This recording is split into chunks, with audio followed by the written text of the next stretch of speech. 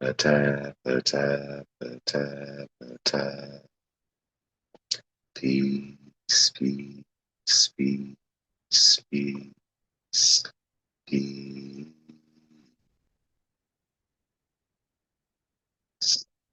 Attack, dua, attack.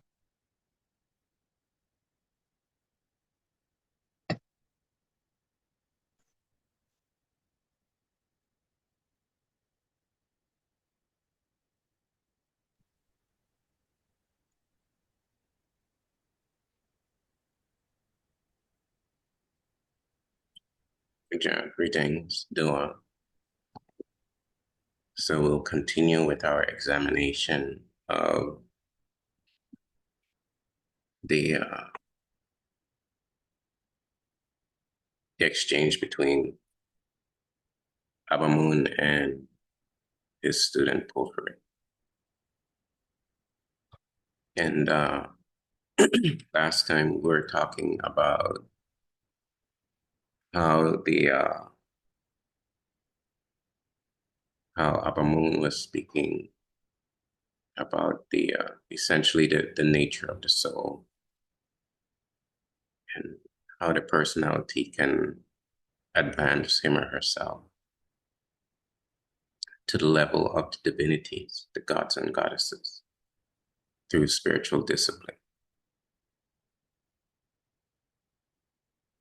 And then we reached the point where he interjected one of Porphyry's questions that he will now address.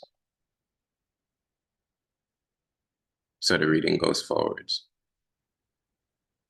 Why of significant names we prefer such as are barbaric to our own? That's the question that Porphyry asks. And Ab Amon answers, of this also there is a mystic reason. For because the gods and goddesses have shown that the whole dialect of sacred nations, such as those of the Egyptians and the Syrians, is adapted to sacred concerns. On this account, we ought to think it necessary that our conference with the gods and goddesses should be in a language allied to them, because likewise, such a mode of speech is the first and most ancient. So we'll stop there for now. So the key barbaric, what Porphyry is relating to is that the names of the gods and goddesses are not as, could say, expansive as the names of people. They're not as sophisticated. For example, you have Ra, or Ptah, or Sekhmet, or Heteru.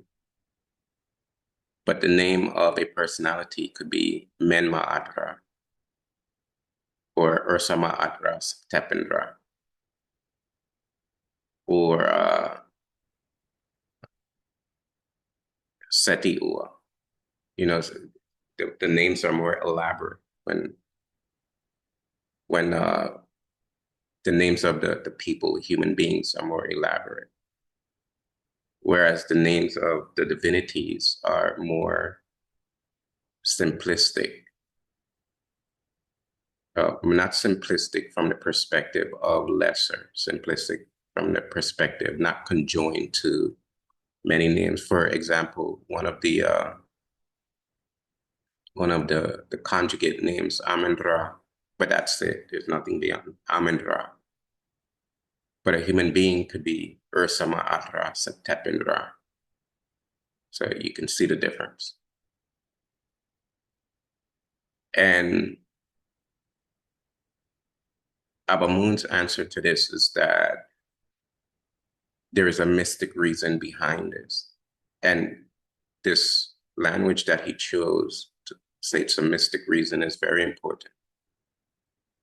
What it means is that the reason behind the names of or the differential between the names has an explanation that is not ordinary. And by that, I mean it's an explanation that is related to the wisdom of the sages.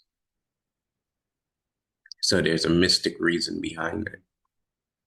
And Ab Amon will share some of that mystic philosophy. So he goes for the divinities have shown that the whole dialect of sacred nations. And this is interesting and important. And what he's saying is that the nation of Kemet is a nation that is, for example, in your house, you may have a sacred space where you do your worship. Or in a country, you may have sacred buildings such as churches, etc. But what Ab Amon is saying is that the whole nation of Kemet was sacred or is sacred. And therefore, the names of the gods and goddesses are imputed in the nation because the nation is sacred. So, for example, the city of Waset, the main divinity is Amun. The city of Menefer, the main divinity is Ptah. So the divinities pervade the physical landscape of the country. And what it does is that it makes the country a metaphysical area on the earth.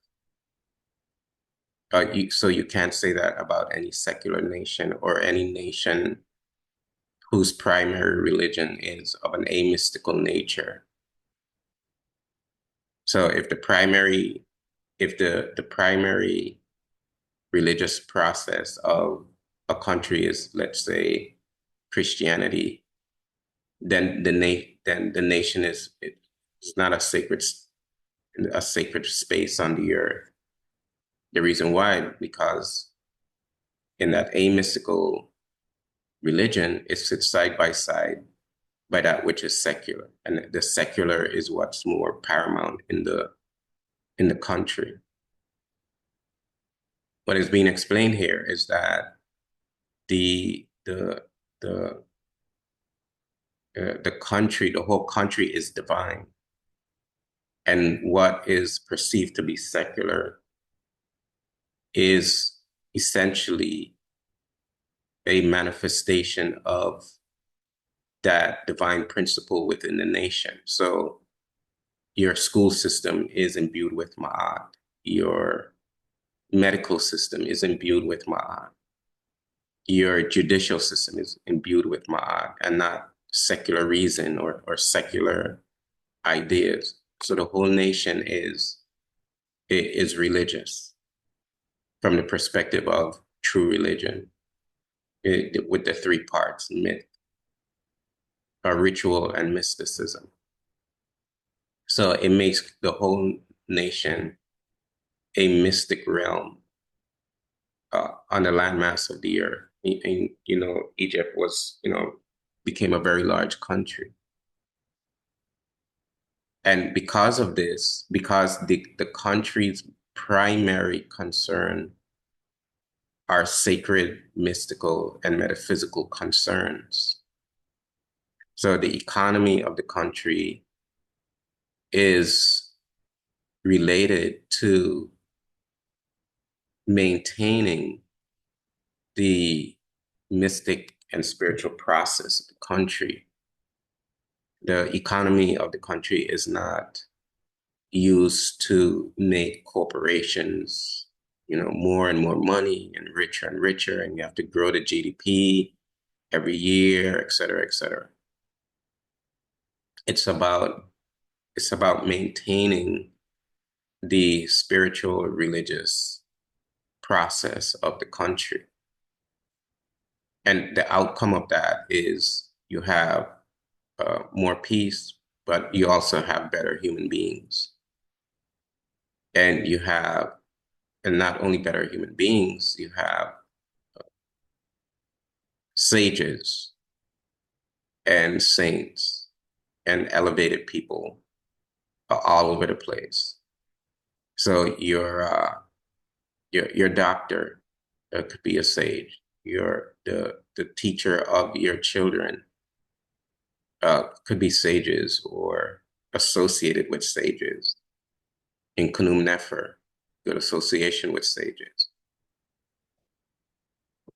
And so when this kind of, so to support this kind of structure, the names of the divinities must be of a mystic type that that allows for the spiritual process to be intertwined with the running of the nation.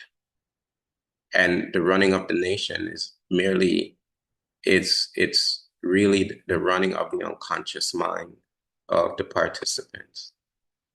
It's controlling the unconscious mind. And that means controlling the ego and cleansing the unconscious mind. And that means developing civilized human beings and not just, not just ordinary people.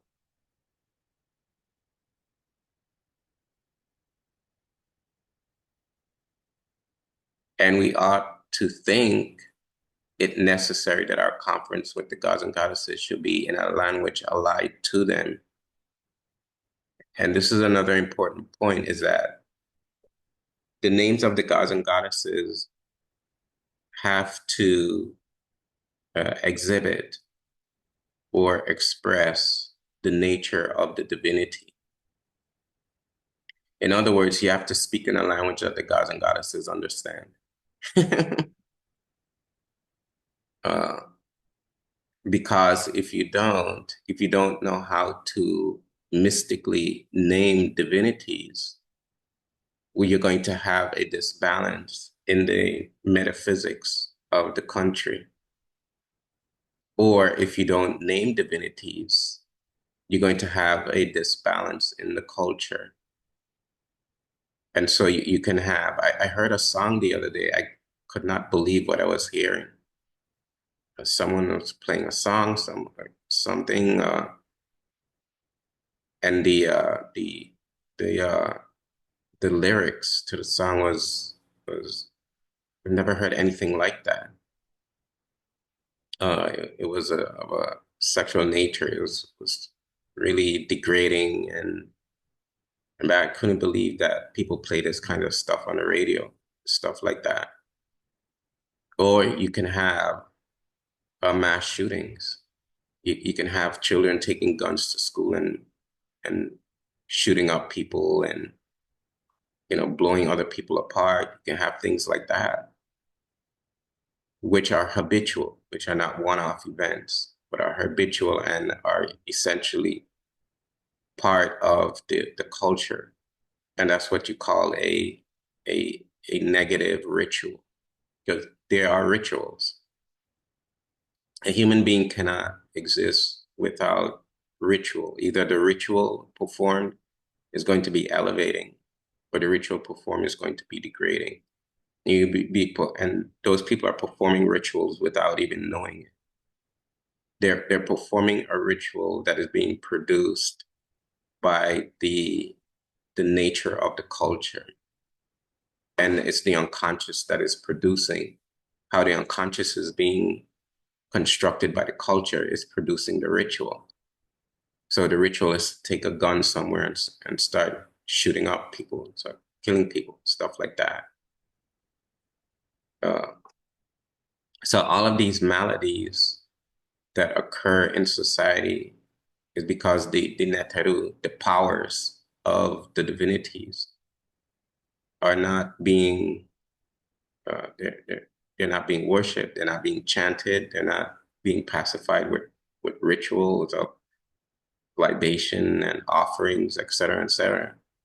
So you have a break in the, the cosmic metaphysical environment, and that's what leads to what you see.